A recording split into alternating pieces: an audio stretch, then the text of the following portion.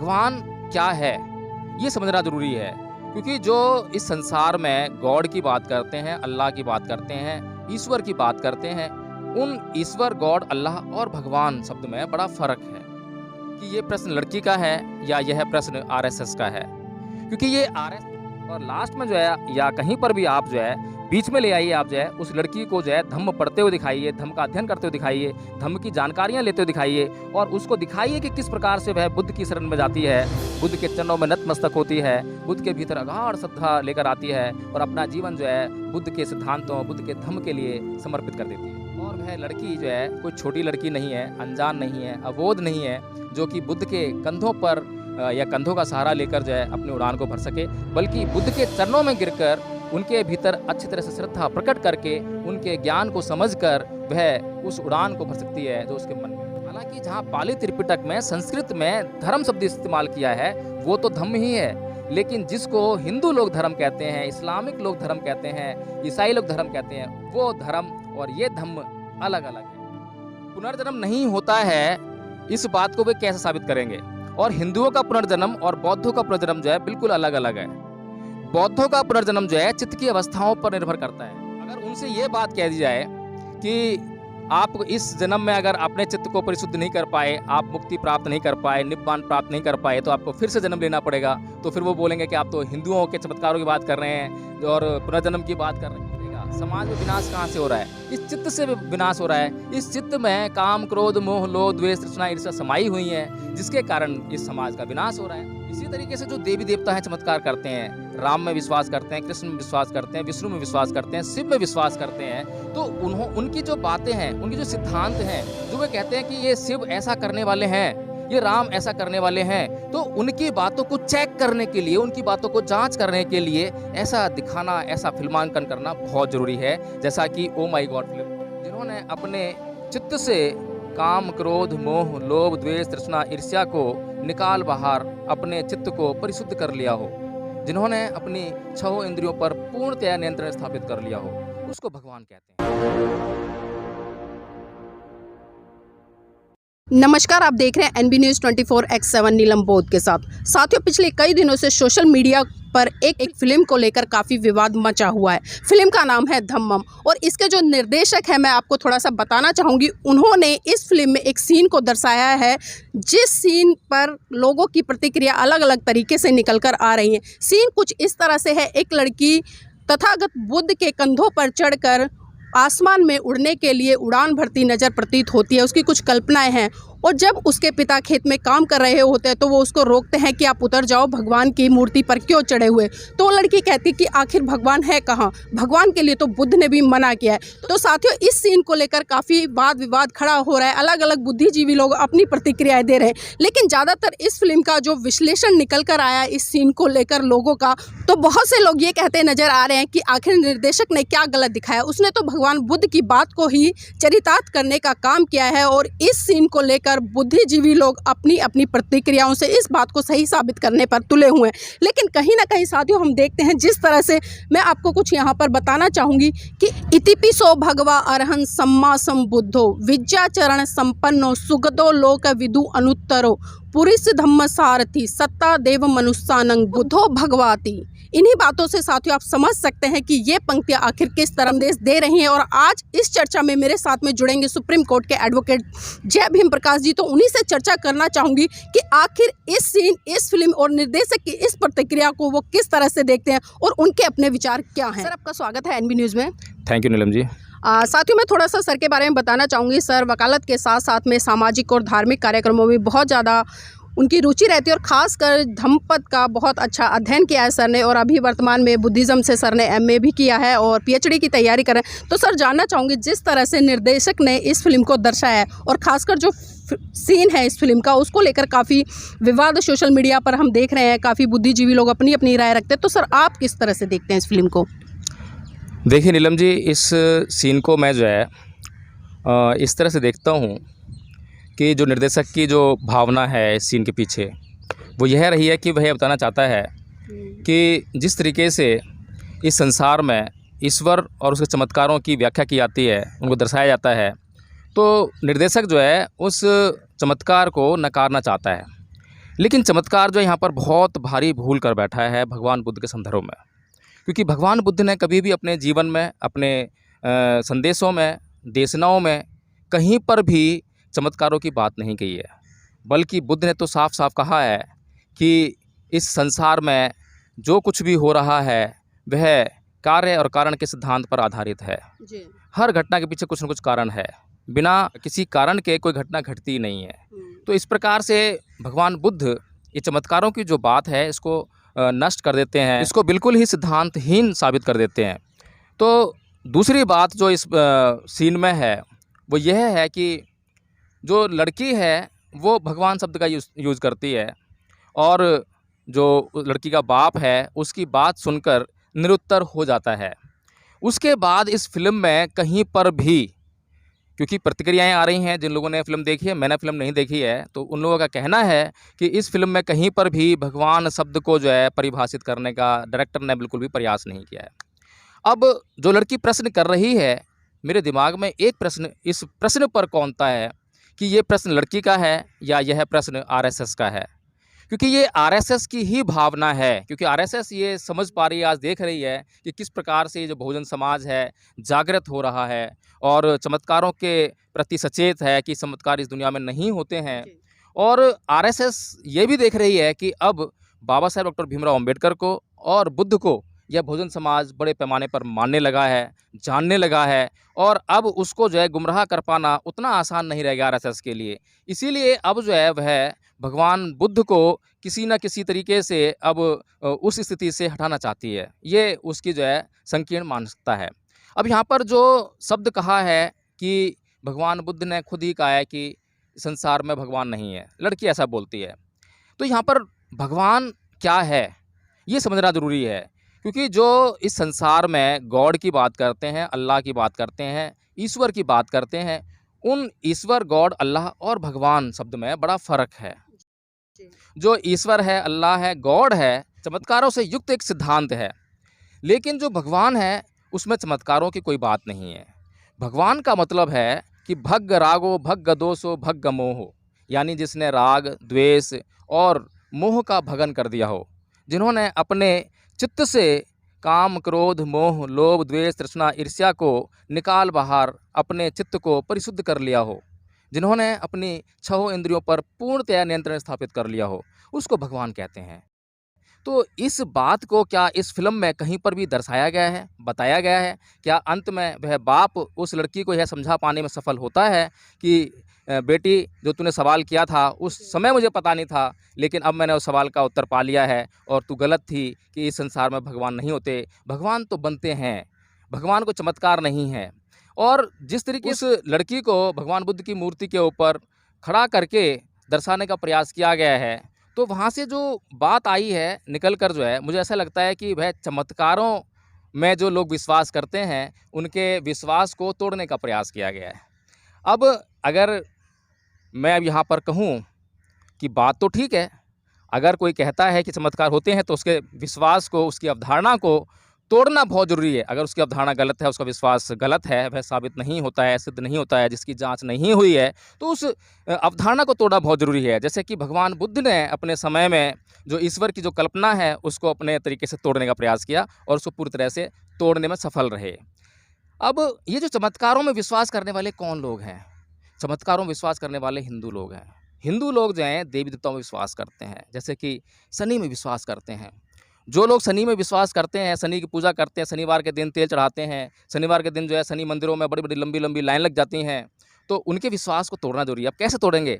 जो वे बात कहते हैं कि शनि महाराज आपका इस तरह से अनिष्ट कर देंगे, इस तरह से आपका नुकसान कर देंगे, तो उस समय उस काम को करके दिखाया जाए कि देखिए शनि महाराज ने हमारा कोई अनिष्ट नहीं कर पाए। इसी तरीके से जो देवी देवता हैं चमत्कार करते हैं, राम में विश्वास करते हैं, कृष्ण में विश्वास करते हैं, विष्णु में विश्वास करते हैं, शिव में विश्वास करते हैं, तो उनकी जो बातें हैं, उनके जो सिद्धांत हैं, जो वे कहते हैं कि ये शिव ऐसा करने वाले हैं, ये राम ऐसा करने वाले हैं, तो उनकी बातों को चेक करने के लिए, उनकी बातों को जांच करने के लिए ऐसा दिखाना, ऐसा फिल्मांकन करना बहुत ज़रूरी है। जैसा कि ओ माई गॉड फिल्म में, और जो आपकी जो एक फिल्म आई थी, क्या नाम है, पीके मूवी आई थी, उसमें जो है इसको थोड़ा-सा जो है ये जो अवधारणा थी इस संसार में चमत्कारों की, ईश्वरों की, उसको जो है खंडित करने का प्रयास किया गया।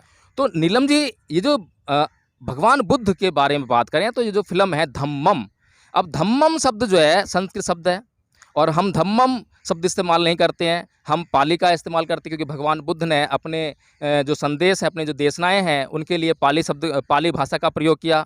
तो आज जो है जो बौद्ध अनुयायी हैं, वो संस्कृत पर ज़ोर नहीं देते हैं क्योंकि संस्कृत भाषा को ऐसा मानते हैं कि ब्राह्मणों ने इस संस्कृत का प्रयोग करके जो बौद्ध साहित्य है, उसमें बहुत घाल-मेल किया। तो जो बिल्कुल शुद्ध रूप से जो बौद्ध लोग हैं, बुद्ध के अनुयायी लोग हैं, वे लोग पाली का इस्तेमाल करते हैं। अगर यह जो निर्देशक है, अगर ये बुद्ध से प्रेरित होता, बौद्ध धर्म से प्रेरित होता, बौद्ध धर्म में इसकी श्रद्धा होती और उस श्रद्धा के नाते वह जो कुछ फ़िल्मांकन करने का प्रयास कर रहा होता, तो वह धम्मम नाम नहीं रखता इस फ़िल्म का नाम रखता धम्मंग।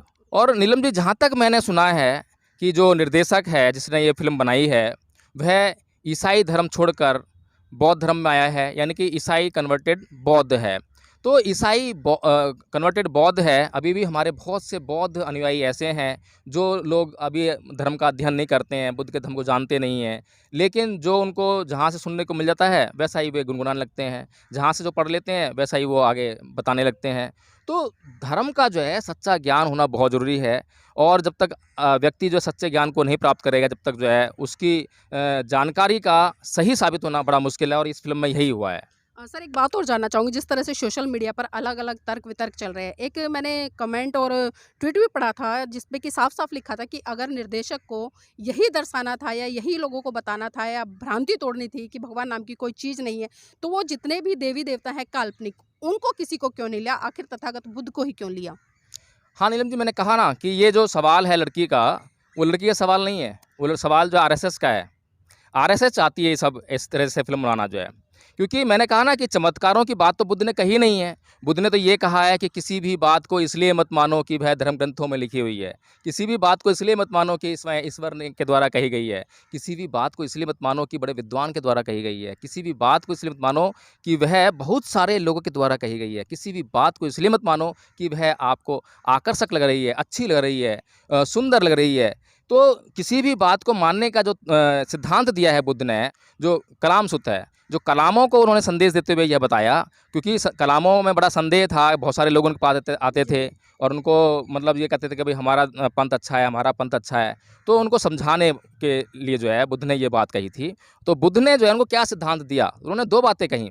एक तो स्वयं से जान लो, अगर आपके अंदर क्षमता है स्वयं से जानने की, तो स्वयं से जान लो। और अगर आपके अंदर स्वयं से जानने की क्षमता नहीं है, स्वयं का अनुभव पे आप जो है किसी बात को नहीं जान सकते हो, तो जो जानकार लोग हैं, यानी जिन्होंने अपने स्वयं के अनुभव से बात को जान लिया है, उनकी बातों को मान लो। 2 एक कसौटी दी गई हैं और इस तरह से बुद्ध ने यह बताने का प्रयास किया कि देखिए, चमत्कारों की कोई बात नहीं है, जो आप करोगे सो पाओगे।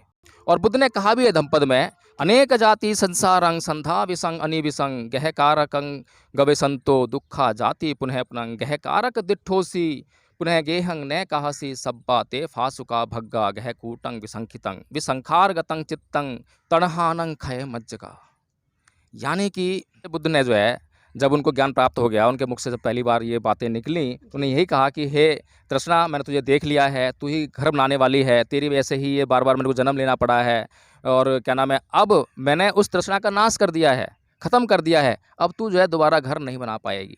तो ये जो सिद्धांत है, ये सिद्धांत क्या है? ये सिद्धांत कार्य कारण का सिद्धांत है, प्रत्यक्ष समुत्पाद का नियम कहते हैं, जो कि 12 कड़ियों का है, अविद्या पच्चय संखारा, संखारा पच्चय विज्ञान, विज्ञान। तो नीलम जी, कुल मिलाकर कहने का मतलब यही है कि बुद्ध ने स्वयं से चमत्कारों में विश्वास ना करने के लिए कहा है। भगवान बुद्ध ने जो है चमत्कारों से मना किया है, भगवान शब्द से मना नहीं किया है, बल्कि भगवान शब्द जो है गुणकारी शब्द है। वह किसी व्यक्ति के गुण बताता है और ये कि ऐसी स्थिति है कि इसको कोई भी पा सकता है, कोई भी व्यक्ति पा सकता है। इसमें आप भी हैं, मैं भी हूँ, संसार का कोई भी व्यक्ति जो है अपने राग द्वेष मोह को ख़त्म कर देता है, अपनी 6 इंद्रियों पर नियंत्रण स्थापित कर लेता है, तो वह जो है भगवान की स्थिति में आ जाएगा। जी। सर एक चीज़ और देख रही हूँ मैं, जिस तरह से बहुत सारे लोग हैं जो अपने नाम के पीछे बहुत लगाते हैं, ख़ासकर मैं सोशल मीडिया की बात करी, वो लोग भी इस सीन को सही साबित करें और लगातार इस बात का समर्थन कर रहे हैं कि भगवान बुद्ध ने कहा है कि भगवान है ही नहीं। ऐसे लोगों के लिए क्या संदेश है सर? देखिए नीलम जी, एक सभा हो रही थी, उसमें एक सुप्रीम कोर्ट के वकील साहब जो हैं, मेरे भाषण के बाद जो है वो भाषण देने आए और उन्होंने जो है बड़ा तंज कसते हुए कहा कि कुछ लोग जो हैं भगवान शब्द को इस्तेमाल करते हैं, जबकि भगवान बुद्ध ने भगवान की मना की ही है। इस तरीके से उन्होंने बात कही। जी। अब हमारा जो बौद्ध समाज है, वो अम्बेडकराई समाज है। बाबा साहब डॉक्टर भीमराव अम्बेडकर के द्वारा 1956 में जो 22 प्रतिज्ञाएँ दी गईं, उसको आचरण करने वाला या उसको ही धम्म मानने वाला बौद्ध समाज है। इसके आगे जो है बुद्धा एंड धम्मा तक वो पढ़ता रही हैं, जो बाबा साहब डॉक्टर भीमराव अम्बेडकर ने लिखी है, तो उसका भी अध्ययन नहीं करता है। अब उसका अध्ययन करने के बाद भी, क्योंकि बाबा साहब डॉक्टर भीमराव अम्बेडकर ने बुद्धा एंड धम्मा में प्रतीत समुत्पाद के नियम का पूरी तरह से विश्लेषण नहीं किया है। तो अगर आज उनको कहा जाए, भगवान शब्द के बारे में कहा जाए, तो वे मूर्ख जो हैं भगवान शब्द को ईश्वर शब्द समझ लेते हैं, चमत्कारों से युक्त समझ लेते हैं। अभी उनको ये पता ही नहीं है कि भग रागो भग दोषो भग मोहो एक गुणकारी शब्द है। हर एक व्यक्ति आज इस प्रयत्न में लगा हुआ है कि वह समाज सुधार करे। अब समाज सुधार कैसे करेगा? समाज में विनाश कहाँ से हो रहा है? इस चित्त से विनाश हो रहा है। इस चित्त में काम, क्रोध, मोह, लोभ, द्वेष, तृष्णा, ईर्ष्या समाई हुई है, जिसके कारण इस समाज का विनाश हो रहा है। आज समाज जो है इतनी विनाश के कगार पे पहुँच गया है, युद्ध की कगार पे पहुंच गया है कि ऐसा लगता है कि आज वो जो है बारूद के ढेर पे बैठा हुआ है। ये सब कहाँ से हो रहा है? ये सब जो है, जो चित्त की जो विशक्तियाँ हैं, जो चित्त के अंदर जो दूषितपन है, ये उसके कारण हो रहा है। तो कहने का मतलब ये है कि बुद्ध जो हैं चित्त के शुद्धता पर बात करते हैं, चित्त की शुद्धता की बात करते हैं। अब ये जो बौद्ध लोग हैं जो कह रहे हैं, समर्थन कर रहे हैं, क्या उनको चित्त के बारे में कुछ पता है? क्या चित्त के बारे में कुछ जानते हैं कि चित्त को कैसे शुद्ध किया जाए? वे तो अभी ये भी नहीं जानते हैं कि चित्त को शुद्ध कैसे किया जाए, बुद्ध ने उसके ऊपर क्या नियम दिया है। तो फिर अगर उनसे ये बात कह दी जाए कि आप इस जन्म में अगर अपने चित्त को परिशुद्ध नहीं कर पाए, आप मुक्ति प्राप्त नहीं कर पाए, निब्बान प्राप्त नहीं कर पाए, तो आपको फिर से जन्म लेना पड़ेगा। तो फिर वो बोलेंगे कि आप तो हिंदुओं के चमत्कारों की बात कर रहे हैं और पुनर्जन्म की बात कर रहे हैं, और बौद्धों में तो पुनर्जन्म होता नहीं है। मूर्ख लोग हैं। पुनर्जन्म नहीं होता है, इस बात को वे कैसे साबित करेंगे? और हिंदुओं का पुनर्जन्म और बौद्धों का पुनर्जन्म जो है बिल्कुल अलग अलग है। बौद्धों का पुनर्जन्म जो है चित्त की अवस्थाओं पर निर्भर करता है। जो चित्त की अवस्थाएं हैं वो बनी रहती हैं। अगर उस चित्त की अवस्था को जब तक वह व्यक्ति शांत नहीं करता है, तृष्णा से पूरी तरह से मुक्त नहीं होता है, तो वह जन्म तो होता ही है। जी सर, जाते जाते आखिरी सवाल लेना चाहूँगी मैं आपसे। 2 शब्द यहाँ पर मैं यूज़ करूँगी, एक तो धम्म और एक धर्म, और दूसरा मैं यूज़ करूँगी ईश्वर और भगवान। इनको डिफ़ाइन कर दीजिए ताकि हमारे जो दर्शक हैं उनको बिल्कुल स्पष्ट हो जाए कि इन दोनों शब्दों में कितना बड़ा फ़र्क है।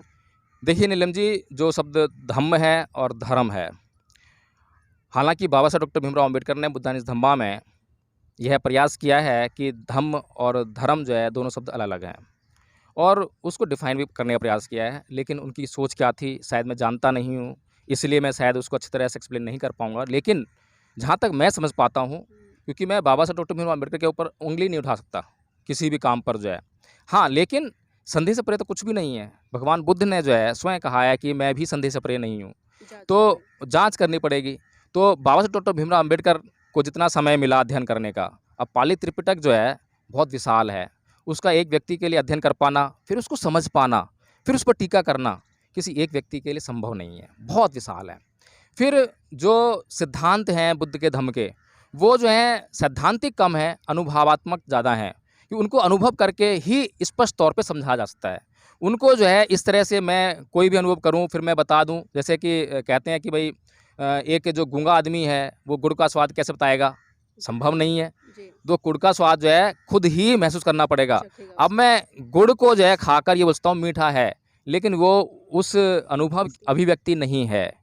जो मैंने अनुभव किया है, गुड़ कई प्रकार का हो सकता है, कितनी तरह का गुड़ पाया जाता है, उसका स्वाद अलग अलग होता है। सबका स्वाद जो है बस हमने कह दिया मीठा है, इतना काफ़ी नहीं है। तो इस तरह से जो है बुद्ध का धम्म जो है अनुभव का धम्म है, अनुभव के आधार पर चलने वाला धर्म है। तो इसलिए जो बाबा साहब डॉक्टर भीमराव अम्बेडकर ने जो धर्म और धम्म शब्द की जो व्याख्या करने का प्रयास किया, मैं थोड़ा-सा उससे थोड़ा अलग सोचता हूँ, और ये सोचता हूँ कि धर्म शब्द का इस्तेमाल जो है संस्कृत में किया गया, और धम्म शब्द का इस्तेमाल जो है पाली में बुद्ध ने अपने धम्म के लिए किया। अब यहाँ पर एक चीज़ और आती है कि जो हिंदू लोग जिसको धर्म कहते हैं और बुद्ध ने जिसको धम्म कहा है, दोनों में बड़ी असमानता है। हालांकि जहाँ पाली त्रिपिटक में संस्कृत में धर्म शब्द इस्तेमाल किया है वो तो धम्म ही है, लेकिन जिसको हिंदू लोग धर्म कहते हैं, इस्लामिक लोग धर्म कहते हैं, ईसाई लोग धर्म कहते हैं, वो धर्म और ये धम्म अलग अलग है, बिल्कुल अलग है। वो धर्म उनका जो है वो चमत्कारों पर आधारित चीज़ है। कर्म कांडों पर आधारित चीज़ है। परंपराओं रीति रिवाजों पर आरूढ़ होकर चलने वाला वो परंपराएं हैं, जो रीति रिवाज है वो धर्म उनका है। लेकिन ये धम्म है, इसमें कोई रीति रिवाज, कोई परंपरा जो मनुष्य के लिए घातक हो, कोई भी कर्मकांड, कोई भी पाखंड इसमें नहीं है, कोई चमत्कार धम्म में नहीं है। तो धम्म और धर्म में इस तरह से हम इसको डिफाइन कर सकते हैं। और दूसरा आपने जो है बोला कि ईश्वर और भगवान शब्द में अंतर बताऊं, तो जो ईश्वर शब्द है वह ईश्वर चमत्कार एक शब्द है। ईश्वर, इस माने इच्छा करना, वर माने दे देना, यानी कि जो इच्छा के अनुसार फल देने वाला है उसे ईश्वर लोग बोलते हैं। हिंदू लोग जो है बहुत आस्था रखते हैं ऐसे सिद्धांतों में, ऐसे महामानव में, जो भी कुछ उन्होंने देखा हो चमत्कारिक जो भी है, कि कोई भी चमत्कारों को के द्वारा जो है उनको फल की प्राप्ति करा दे, तो उसमें बहुत आस्था रहती है और ऐसा मानते हैं वे लोग। लेकिन बुद्ध ने कभी भी ऐसा कहा ही नहीं है कि आपकी इच्छा के अनुसार कोई फल मिल सकता है, पॉसिबल नहीं है। आप इच्छा करेंगे, इच्छा के बाद जो है आप कर्म करेंगे तो फल की प्राप्ति होगी। मात्र इच्छा करने से कोई भी फल की प्राप्ति नहीं हो सकती। कोई भी संसार में ऐसा व्यक्ति नहीं है जो आपके इच्छा करने पर और आपको वह फल उपलब्ध करा दे। कोई भी व्यक्ति आपके इच्छा करने पर आपको रास्ता दिखाता है, मार्ग दिखाता है उस फल की प्राप्ति के लिए, तो वह सही मार्ग है। लेकिन कोई व्यक्ति कहता है कि आप जो है सिर्फ इच्छा कीजिए और मैं कहूँगा तथास्तु और आपको वह फल मिल जाएगा, ये सब चीज़ें पाखंड है। तथास्तु करने से कभी भी कोई इच्छा पूर्ति नहीं होती है, बल्कि जो इच्छा हुई है उसको प्लानिंग करनी पड़ती है, फिर उस प्लानिंग पर काम करना पड़ता है, तब वह फल की प्राप्ति होती है। ये बुद्ध का सिद्धांत है। तो ये जो ईश्वर है और भगवान है, भगवान बनते हैं, ईश्वर जो पैदा होते हैं या नहीं होते हैं मुझे नहीं मालूम है, लेकिन लोगों ने नाना प्रकार की धारणाएं बना रखी हैं ईश्वर के बारे में। वे लोग जाने क्या है ईश्वर, लेकिन मैं जानता हूँ कि भगवान जो है भग रागो भग दो। सर, दर्शकों के लिए और निर्देशक के लिए कोई संदेश आपकी तरफ से? नीलम जी, मैं तो यही कहना चाहूँगा कि भगवान बुद्ध के धम्म की भावनाएं उस तरह की भावनाएं नहीं हैं जैसे कि ये सिंधु बॉर्डर पर जो है निहंग सिक्खों ने उनके जो गुरु ग्रंथ साहिब का अपमान होने पर, या हुआ नहीं हुआ पता नहीं, एक व्यक्ति की हत्या कर दी। हिंदू लोगों की भावनाएं हाथ होती हैं तो वो हत्या करने पर उतारू हुए आते हैं। इस्लाम के लोगों की हत्या भावनाएं हाथ होती हैं तो वे जो है बहुत बड़े पैमाने पर विरोध प्रकट करते हैं, हत्या कर देते हैं। इसी तरह से ईसाई लोगों की भावनाएं हाथ होती हैं तो वे भी बहुत बड़ी पैमाने पर हत्याएं कर देते हैं। लेकिन बुद्ध के धम्म की भावनाएं इस प्रकार की नहीं हैं। और एक भिक्खु से एक रिपोर्टर ने जो है एक प्रश्न किया था कि यदि आपके त्रिपिटक को या किसी धर्म ग्रंथ को, जो भी धर्म की पुस्तक है, उसको अगर कोई व्यक्ति आपके सामने लैट्रिन के पॉट में फेंक दे तो आप क्या कहेंगे, उसे क्या करेंगे? तो उसने, भिक्खु ने जो उत्तर दिया बहुत अच्छा है, बहुत समझने वाला है। उसने तुरंत उत्तर दिया था कि सबसे पहले मैं प्लम्बर को बुलाऊंगा, कहीं ऐसा ना हो कि वो गटर जो है रुक जाए, वहाँ पर जो उसकी कहीं नुकसान हो जाए। तो ये इतना सुंदर उत्तर जो है सिर्फ बौद्ध धर्म में मिल सकता है। हालांकि जो है बौद्ध लोगों की इस तरह की कोई भावनाएं नहीं है, लेकिन फिर भी एक व्यक्ति जिसका हम सम्मान करना चाहते हैं, जो श्रद्धा का पात्र है, जो इस संसार में सर्वोच्च पद पर जो है स्थित है, उसके प्रति जो हमें श्रद्धा रखनी चाहिए। और वह लड़की जो है कोई छोटी लड़की नहीं है, अनजान नहीं है, अबोध नहीं है, जो कि बुद्ध के कंधों पर या कंधों का सहारा लेकर जो है अपनी उड़ान को भर सके, बल्कि बुद्ध के चरणों में गिरकर उनके भीतर अच्छी तरह से श्रद्धा प्रकट करके उनके ज्ञान को समझकर वह उस उड़ान को भर सकती है जो उसके। तो मैं इस फिल्म के निर्देशक को यही संदेश देना चाहूँगा कि भाई आप इस फिल्म को जो है बंद कर दीजिए और इस फिल्म को जो है पुनर्निर्माण कीजिए इसका, और बुद्ध के धम्म का पहले अच्छी तरह से आप अध्ययन कर लीजिए। और उस लड़की को जो है, हालांकि उसने ऐसा कर दिया है, कोई बात नहीं, इसमें जो है बौद्ध समाज की हमारी ऐसी कोई भावना नहीं है, चमत्कारिक भावना नहीं है, हमारे दिल नहीं टूट गए हैं। लेकिन आप जो है उस गलती को आप जो है गलती के तौर पर दिखाए फिल्म में जो है, और लास्ट में जो है या कहीं पर भी आप जो है बीच में ले आइए, आप जो है उस लड़की को जो है धम्म पढ़ते हुए दिखाइए, धम्म का अध्ययन करते हुए दिखाइए, धम्म की जानकारियाँ लेते हुए दिखाइए, और उसको दिखाइए कि किस प्रकार से वह बुद्ध की शरण में जाती है, बुद्ध के चरणों में नतमस्तक होती है, बुद्ध के भीतर अगाध श्रद्धा लेकर आती है और अपना जीवन जो है बुद्ध के सिद्धांतों, बुद्ध के धम्म के लिए समर्पित कर देती है। जी, बहुत बहुत धन्यवाद सर। तो देखिए, जिस तरह से सर ने अपनी बात को रखा आप सबके सम्मुख, और आप समझ ही गए होंगे कि आखिर किस तरह की ये चर्चा हुई है, क्योंकि मैंने शुरू में ही कहा था कि बहुत सारे लोगों की अपनी अपनी राय निकल कर आ रही, और दिलीप मंडल जी ने भी इस बात का समर्थन किया है कि बुद्ध के कंधों पर जो लड़की चढ़ी हुई है, जो भगवान के ऊपर सवाल खड़े करती है। तो देखिए, कहीं ना कहीं इस तरह के बुद्धिजीवी लोग भी ऐसी बातों का समर्थन करते नजर आते हैं। और सर ने जिस तरह से कहा है, मैं ये नहीं कह रही कि आप सर की बात को मान लीजिए, आप पहले जाँच कीजिए, और जब जाँच कर ले, अपने जो विचार है उनको अपने तर्क की कसौटी पर खरा उतार ले, तभी आप उन बातों को माने। लेकिन यहाँ पर मैं सभी दर्शकों से ये भी कहना चाहूंगी कि किसी भी बात पर टिप्पणी करने से पहले साथियों उसकी पूरी जानकारी ले ले, तभी टिप्पणी करें, वरना हम देखते हैं कि बहुत सारी छोटी छोटी चीजें ही समाज में बहुत बड़े स्तर पर अंधकार फैलाने का काम करती हैं।